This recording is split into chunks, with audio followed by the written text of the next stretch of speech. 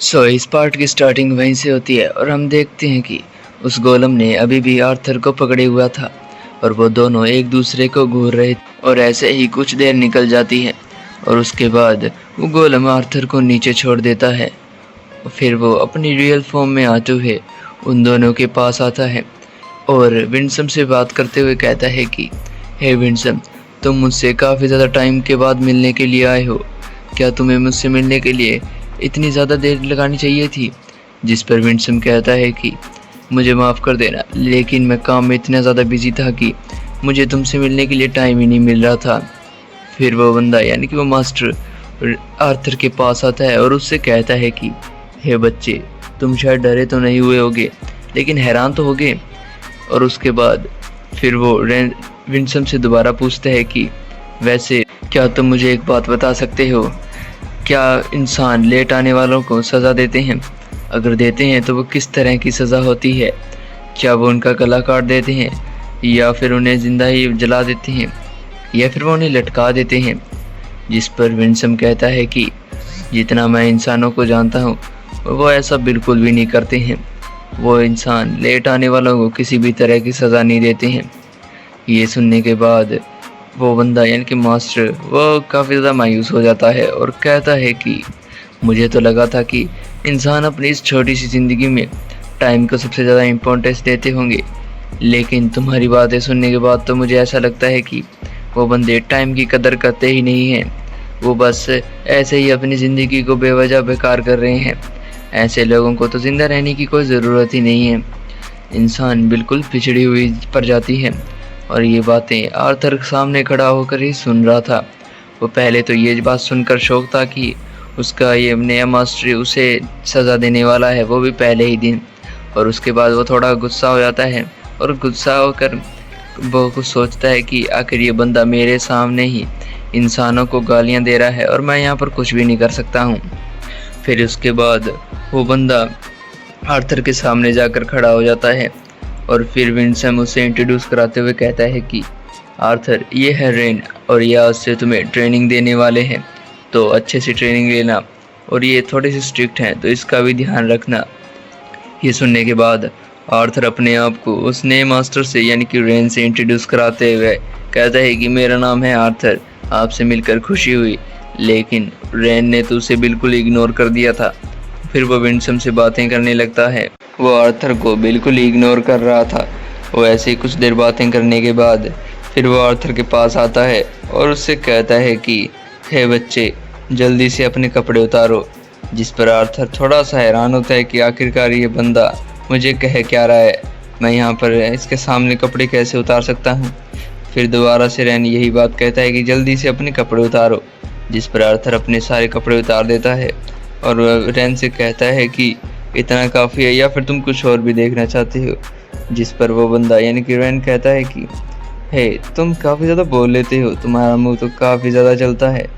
फिर हम देखते हैं कि उसकी नज़र तभी अचानक से आर्थर के हाथ पर बंधे हुए उस पंख के ऊपर जाती है जो कि सिल्विया की माँ का था, जो कि उसने मरने से पहले आर्थर को दिया था। और रैन उस पंख को अपने हाथ में पकड़ते हुए कहता है कि आखिरकार इतनी ज़्यादा रेयर और इतनी ज़्यादा अच्छी क्राफ्टिंग मटेरियल तुम्हारे पास कर क्या रही है? क्या तुमने इसे चुराया है या फिर तुमने इसे किसी से लिया है? आखिरकार ये तुम्हारे पास आई कहाँ से? आर्थर उससे कहता है कि पहले तो तुम मुझे ये बताओ कि आखिरकार ये क्राफ्टिंग मटेरियल कहाँ से लग रहा है। जिस पर विंसम उसे बताता है कि हमारा ये पंख काफ़ी ज़्यादा कीमती है क्योंकि इसके अंदर माना और ईथर दोनों की एबिलिटीज़ होती हैं, और एक ड्रैगन अपने इस पंख को कभी भी किसी को नहीं देता है। वो हमेशा मरने से जीने से यानी कि जन्म लेने से और मरने तक अपने पास ही रखता है। लेकिन एक ड्रैगन के ज़रिए ये तुम्हें मिलना ये काफ़ी ज़्यादा आम बात नहीं है, ये काफ़ी ज़्यादा ख़ास है क्योंकि ये उस ड्रैगन के प्यार को दर्शाता है और उसके विश्वास को दर्शाता है। ये बातें सुनने के बाद आर्थर काफ़ी ज़्यादा इमोशनल हो गया था और उससे वो सारी पुरानी यादें आने लगती हैं जहाँ पर वो सिल्विया की माँ के साथ टाइम बिता रहा था। और तभी जो रेन था वो आर्थर से कहता है कि ये पंखों की बातें काफ़ी हो चुकी हैं, अब चलो तुम अपने पाँव को फैला लो और मुझे थोड़ा सा देखने दो। जहाँ पर आर्थर ऐसा ही करता है और हम देखते हैं जो रेन था वो बड़ी अजीब तरीके से आर्थर को मेजर करने लगता है कभी वो हाथों के देखकर 9 कहता तो कभी कमर को देखकर 25 कह रहा था। और ये बातें सुन कर तो आर्थर काफ़ी ज़्यादा मायूस हो गया था कि आखिरकार क्या उसका नया मास्टर पागल तो नहीं है। और हम देखते हैं ऐसी करने के बाद जो रेन था वो आर्थर से कहता है कि चलो ये सब तो ठीक है, वैसे तुम मुझे अपने जितने भी एलिमेंट्स को यूज़ कर सकते हो उनके बेसिक स्पेल्स ही का यूज़ कर दिखाओ। जहाँ पर वो आर्थर से सबसे पहले ये कहता है कि चलो हम तुम्हारे अर्थ मैजिक से शुरू करते हैं।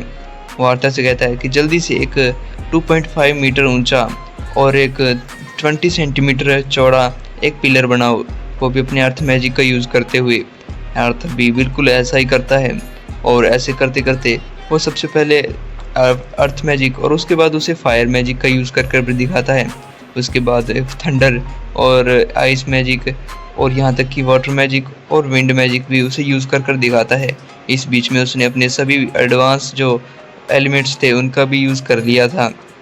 उसे ऐसा करते करते बिल्कुल शाम हो जाती है और अब आर्थर को वहाँ पर ठंड भी लगने लगी थी, लेकिन रेन को इससे कुछ ज़्यादा फर्क नहीं पड़ता है। अब वो आर्थर से कहता है कि ये तो चलो ठीक है, वैसे अब तुम्हारे इस मैजिक को हम किस तरह से फाइट के अंदर यूज़ कर सकते हैं और ज़्यादा स्ट्रॉन्ग बना सकते हैं, हम यही देखने वाले हैं। रेन वहाँ पर एक अपने गोलम को समन करता है और कहता है कि हे आर्थर ध्यान से देखो, इस गोलम के साथ तुम्हें फाइट करनी है। जिस पर आर्थर कहता है कि तुम पागल हो चुके हो क्या, मैं इस हालत में इससे फाइट करने वाला हूँ। जिस पर रेन कहता है कि हाँ बिल्कुल, अब तुम इसके साथ फाइट करोगे। फिर आर्थर कहता है कि ठीक है। फिर आर्थर उसके साथ फाइट करने लगता है और वो जैसे ही अटैक करने वाला था उस गोलम ने उसे इतनी ज़्यादा स्पीड से नीचे गिरा दिया कि उसे पता भी नहीं चला। और फिर वो थोड़ा सोचने के बाद रेन से कहता है कि तो मुझे अब पता चला कि तुमने मेरी मेजरमेंट क्यों ली थी, ताकि तुम मुझसे ये पता लगा सको कि मैं किस तरह के बॉडी स्टेप्स का यूज़ करूँगा अपनी इस बॉडी हाइट के और अपनी मेजरमेंट की वजह से।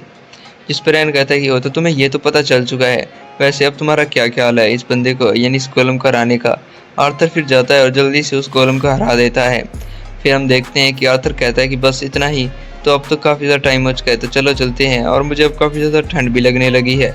लेकिन जिस पर रेन कहता है कि तुम कैसी बातें कर रहे हो, अभी तो ये सब शुरू ही हुआ है। फिर हम देखते हैं जब आर्थर ऊपर की ओर देखता है तो वहाँ पर काफ़ी ज़्यादा तादाद में, हज़ारों की तादाद में वहाँ पर गोलम्स खड़े हुए थे। और जो रेन था वो आर्थर से कहता है कि अब तुम एक काम करो, तुम जल्दी से जाओ और उन गोलम्स को हरा कर दिखाओ। जिस पर रेन आर्थर कहता है कि हे तुम कैसी बातें कर रहे हो, ये तो काफ़ी ज़्यादा हैं। तो वो जो रेन था वो उससे कहता है कि क्या तुम सच में इनसे डर चुके हो। जिस पर आर्थर कहता है कि डरा तो मैं किसी से भी नहीं हूँ। फिर वो अपनी ड्रैगन व्हील को एक्टिवेट करता है और अपने सभी एलिमेंट्स की पावर का यूज़ करते हुए उन गोलम्स के बीच में कूद जाता है और वो उन गोलम्स को काफ़ी ज़्यादा बुरी तरीके से ख़त्म करने लगा था। वो एक भी गोलम को छोड़ नहीं रहा था, उसने काफ़ी सारे गोलम्स को तो ख़त्म कर भी दिया था। उसने काफ़ी सारे गोलम्स को तो ख़त्म कर दिया था, लेकिन अभी भी काफ़ी ज़्यादा बाकी थे। फिर वो उन सभी को भी ख़त्म करने के बाद रेन के पास आता है और कहता है कि मुझे काफ़ी ज़्यादा ठंड लग रही है। जिस पर रेन उस बात पर ध्यान नहीं देता है, लेकिन वो आर्थर से कहता है कि मुझे लगता है कि तुम्हारी इन एबिलिटीज़ को थोड़ा और इन्हांस करने की ज़रूरत है, अभी भी इसमें कुछ ना कुछ कमी ज़रूर आ रही है। जिस पर आर्थर कहता है कि वो छोड़ो, मुझे तुम स्वॉर्डमैनशिप कब सिखाने वाले हो, क्योंकि विंसन ने मुझे बताया था कि जो तुम काफ़ी ज़्यादा बढ़िया स्वॉर्डमैनशिप कर लेते हो और तुम एक काफ़ी अच्छे मास्टर भी हो उस चीज़ में।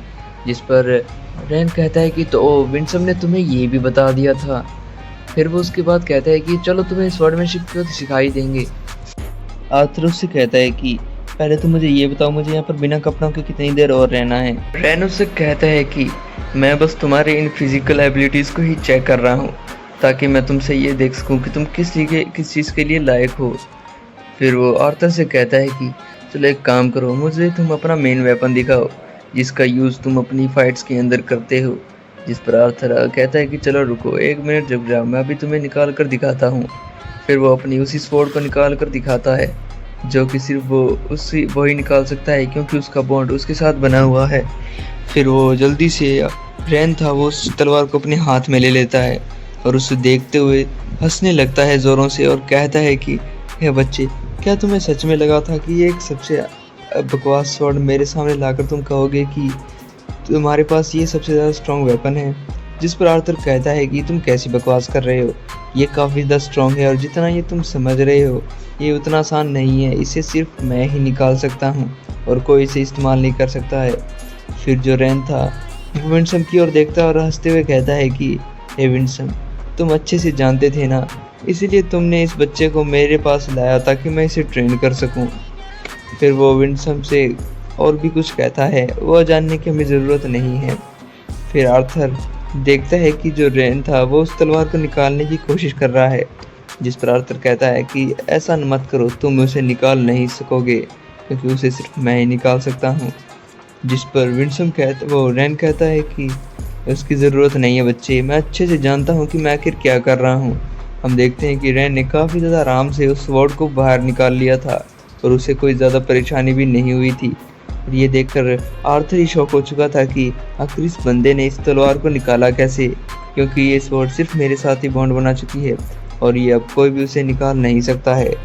जिस पर जो रैन था वो उससे कहता है कि ये बच्चे, तुम ऐसा नहीं कर पा रहे हो, ऐसा समझ नहीं पा रहे हो, क्योंकि ये स्वॉर्ड तुम्हारे साथ बॉन्ड बना चुकी है इसलिए तुम इसे निकाल सकते हो, लेकिन इसे मैं इसलिए निकाल सकता हूँ क्योंकि इसे मैंने ही बनाया है। तो ये इसी बात के साथ ये हमारा यही चैप्टर यहीं पर एंड होता है। मिलते हैं नेक्स्ट चैप्टर में, तब तक के लिए बाय। और मैं आपको बताना चाहता हूँ कि आप सभी सब्सक्राइब नहीं कर रहे हैं तो सब्सक्राइब कीजिए, क्योंकि मैं इस सीरीज़ के जो बाकी के जो पिछले एपिसोड के जो कंप्लीट करने के बाद उसके आगे के चैप्टर्स को भी कंटिन्यू करने वाला हूँ, जो कि अब नए आ चुके हैं। और यहाँ पर आपको मेरे चैनल के अलावा ये वीडियोस कहीं पर नहीं मिलेंगी।